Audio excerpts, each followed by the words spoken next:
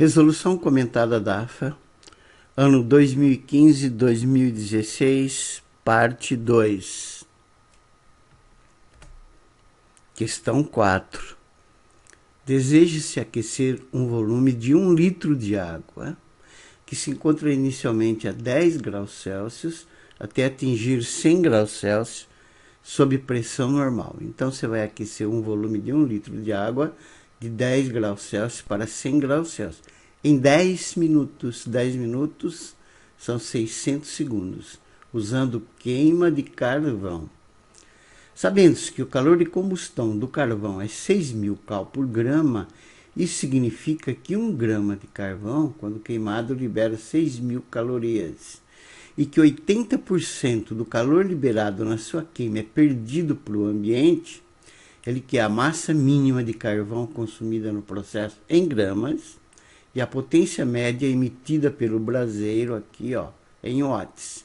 E aqui estão as alternativas. Então, qual a primeira coisa que nós vamos fazer? Nós vamos determinar a massa de água, do volume de 1 litro de água. Expressão, densidade é massa por volume. Densidade foi dada lá no início dos exercícios, tá? Ela é 1 kg por litro. A massa nós não temos e o volume é 1 litro, é esse aqui, ó. Portanto, a massa de água vai ser 1 kg, litro com 1 litro. Cancela, tá? Vai dar 1 kg, que é 1.000 gramas. Então, esse 1.000 gramas, ou 1 kg, é a massa de água que vai ser aquecido para a temperatura dela passar de 10 para 100 graus Celsius. Vamos calcular a quantidade de calor utilizada na queima utilizando a equação fundamental da calorimetria. A equação fundamental da calorimetria, que se refere ao calor sensível e ao calor específico, denomina-se calor sensível e calor específico C, o calor que provoca uma variação na temperatura de um corpo sem que ele mude de estado físico, ele não muda de estado. Verifique-se experimentalmente que essa quantidade de calor que, recebida ou cedida pelo corpo, é diretamente proporcional à massa e à variação de temperatura. Matematicamente, a fórmula da equação fundamental da calorimetria, Q é igual a mc delta T. Q é igual a mc, o delta T, variação de temperatura, é a final menos a inicial. E C é o calor específico, que é uma constante de proporcionalidade, que é a característica de cada corpo. Então, jogando na equação fundamental, Q é igual a mc delta T, que é a quantidade de calor que nós queremos, M é a massa de água, 1.000 gramas, que vai ser aquecida, C é o calor específico da água fornecido lá no enunciado, e temperatura final 100, inicial 10. Vai dar uma quantidade de calor de 90.000 calorias. Cuidado agora. Essas 90.000 calorias é a quantidade de calor, tá, que foi correspondente aos 20%. Porque, na realidade, 80%, segundo o enunciado, foi perdido. Então, esses 90.000 cal são os 20%. Se 80% do carvão liberado é perdido, então foi aproveitado 20%. Então, esses 90.000 é o 20%. Regra de 3, 20%, 90.000, 100%, quantidade de calor total de carvão, que vai ser queimado. Então, cruzando 0,2, que é total, 1 vezes 90.000, quantidade de calor total, vai dar 90.000 por 0,2, que vai dar 450.000 calorias. Quem é quantidade de calor de 450.000 calorias? É a quantidade de calor liberado pela massa total de carvão. Então, vamos agora obter a massa de carvão usada, sabendo que o calor de combustão do carvão é 6.000 cal por grama. Então, a gente sabe, se o calor de combustão do carvão é 6.000 cal por grama, isso significa que 1 grama libera 6.000 cal. Então, a massa M que nós queremos saber de carvão, que vai liberar essas 450.000 calorias. Cruzando 6.000 M vai ser 1.000 vezes 450.000. Então, M vai ser isso dividido por isso. M vai dar 75 gramas. Quem é 75 gramas? É a massa de carvão que vai liberar toda essa quantidade de calor, de 450 mil cal, para aquecer a massa de água de 1 litro, o volume de 1 litro de água, massa 1000 gramas, de 10 graus Celsius até 100 graus Celsius. E agora vamos determinar a potência térmica pedida, sendo dado que 1 cal é 4 joules. De novo, lá em cima, no enunciado de todos os exercícios, tá? Então, a energia é a quantidade de calor, que estava em joules, nós vamos passar, estava em cal, nós vamos passar para joule. Então, é 450 mil vezes 4, tá? Eu estou passando de cal para joule, que vai dar 1.800.000 joules, e essa energia, ela, pelo enunciado, ela vai ser transferida durante 10 minutos, ou seja, 600 segundos. Potência é energia por tempo, 1.800.000 dividido por 600. Então, a potência utilizada nessa queima de carvão vai ser de 3.000 watts, e a alternativa correta é a D de dado. Quinta questão versa sobre óptica geométrica, espelhos planos. Considere um objeto formado por uma combinação de um quadrado de arestas e cujos vértices são centros geométricos de círculos e quadrados menores, conforme mostra a figura abaixo. Então, aqui você tem o quadrado, tá vendo? Em cada aresta você tem círculos e quadrados menores, cada um com uma formatação do jeito que está feito aqui na figura, tá vendo? Colocando-se um espelho plano, espelhado em ambos os lados, de dimensões infinitas e de espessura desprezível ao longo da reta R, os observadores colocados nas posições 1 e 2, aqui e aqui, veriam, respectivamente, objetos completos com as seguintes formas. Está aqui o observador 1, o observador 2. Você vai colocar aqui, ó, um espelho de dimensões desprezíveis, cuja superfície é espelhada do lado do observador 1 e do lado do observador 2. Aí ele está pedindo, quando o observador 1 olha, que figuras que ele vai ver dessas quatro alternativas, e o 2, quando olha, que figura ele vai ver dessas 4 alternativas. Primeiro que eu passei para vocês, tá? Não sei se você domina ou não, mas de qualquer maneira eu vou passar para vocês, de uma maneira bem simples, as características da imagem no espelho plano. No espelho plano, o ponto objeto e o ponto imagem são simétricos em relação ao espelho. Ou seja, a distância do objeto ao espelho é a mesma da imagem ao espelho, estão contidos numa mesma reta perpendicular ao espelho. Então aqui está a superfície refletora, o objeto, a imagem está lá atrás, tá? Esse é o objeto, essa é a representação geométrica do espelho. Esse é o objeto, essa é a imagem.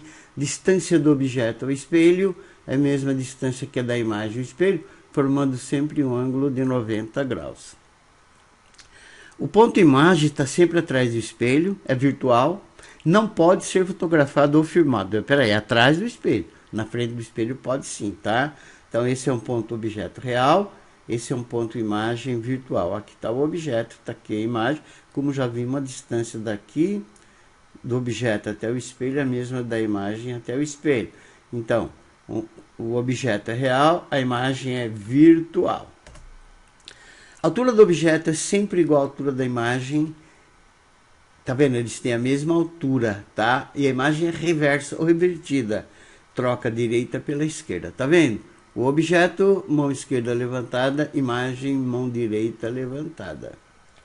Objeto, mão direita abaixada, imagem, mão esquerda abaixada. Então, objeto e imagem têm a mesma altura e a imagem é reversa, troca a direita pela esquerda. Logo, a imagem gerada por um espelho plano é sempre virtual, formada atrás do espelho, direita, na mesma posição que o objeto original, igual, tem o mesmo tamanho que o objeto.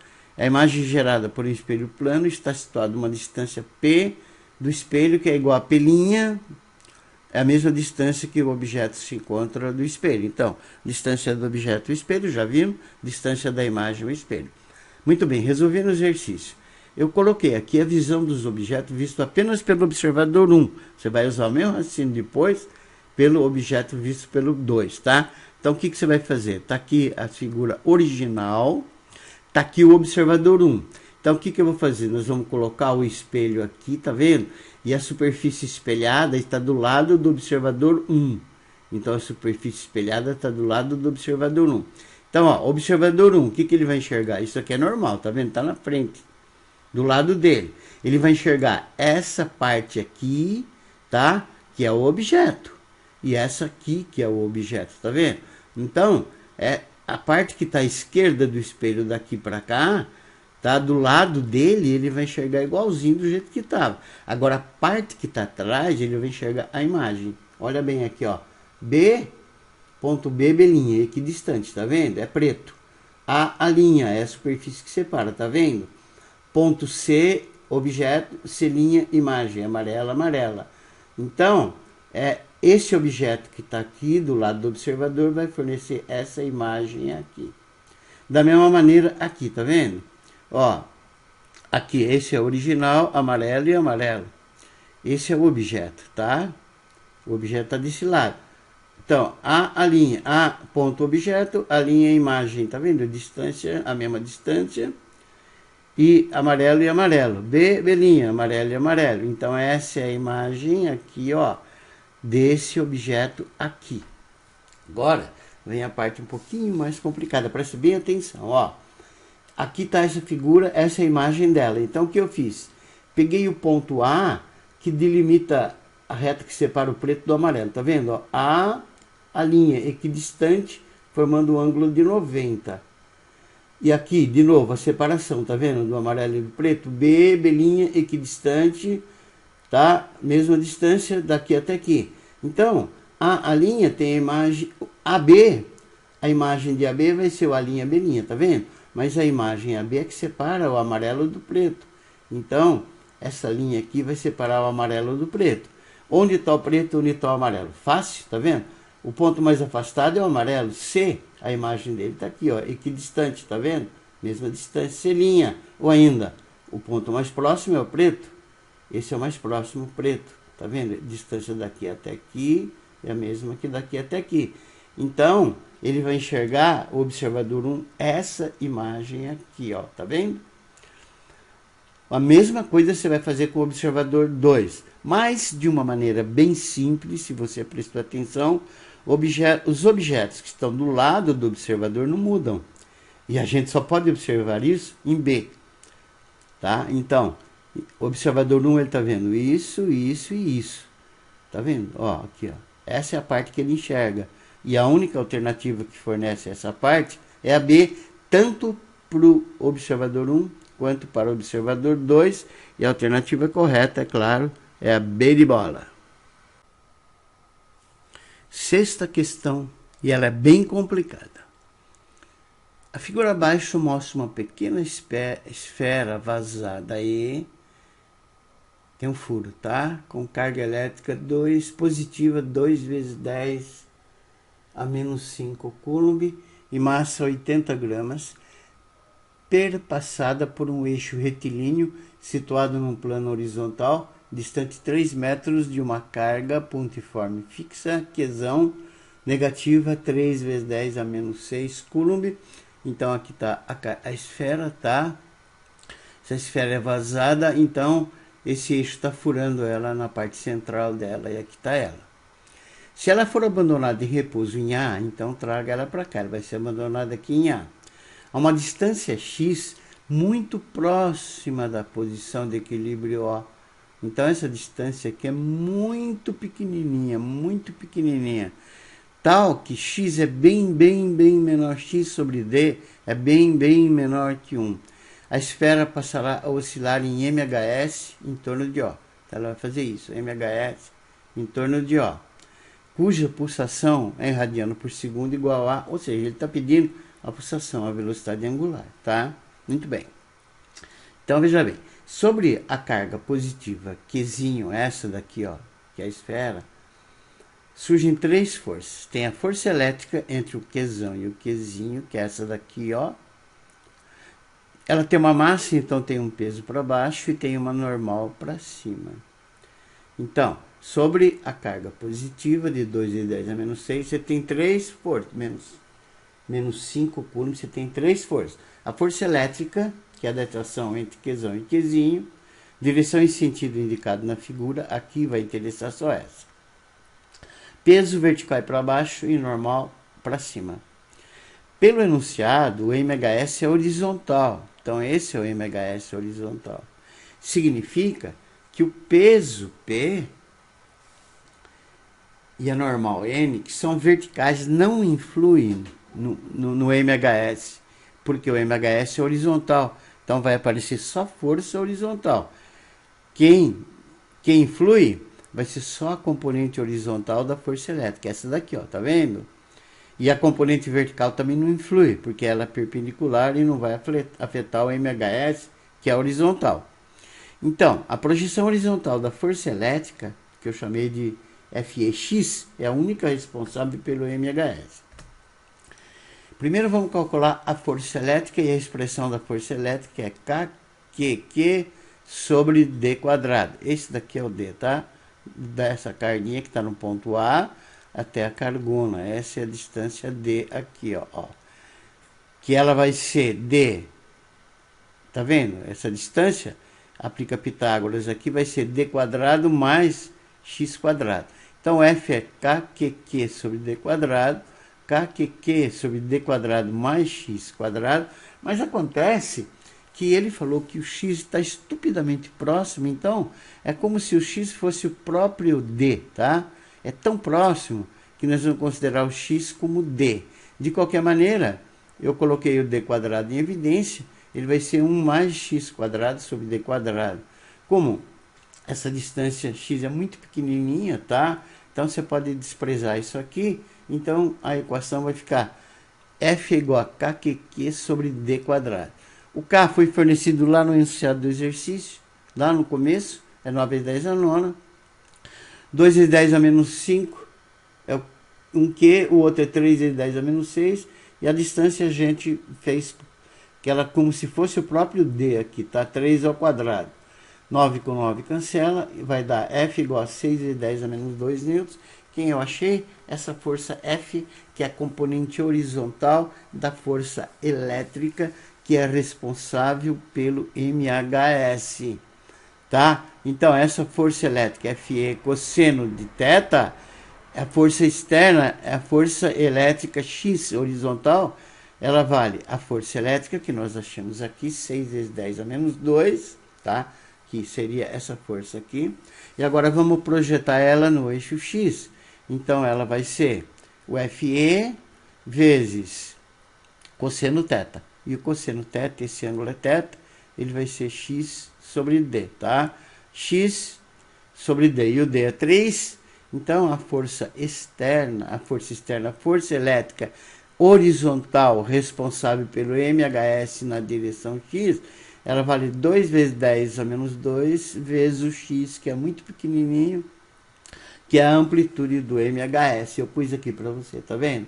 Ó, a esferinha está oscilando aqui em MHS, amplitude X, X em torno do ponto O, e essa força que está aqui, ó, que é essa daqui, 2 vezes 10 a menos 2x, é a força restauradora.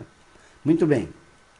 Então agora, vamos obter a constante elástica, K, através da força restauradora do MHS, cuja expressão é, força restauradora é Kx, tá? Então, mas essa força restauradora é o 2 vezes 10 a menos 2x, ela é o Kx. Portanto, a gente acha a constante elástica desse MHS, que é 2 vezes 10 a menos 2 Newton por metro. E agora vamos calcular a velocidade angular do MHS, e a forma da velocidade angular do MHS é raiz quadrada de K sobre M, que vai ser raiz quadrada, o K é 2 vezes 10 a menos 2, achamos aqui, e o M passei para metros, é 80 gramas para metros, 80 vezes 10 a menos 3. Então, essa velocidade angular que ele está pedindo vai ser raiz quadrada de 1 sobre 4, que vai dar meio radianos por segundo, e a alternativa correta é a alternativa C.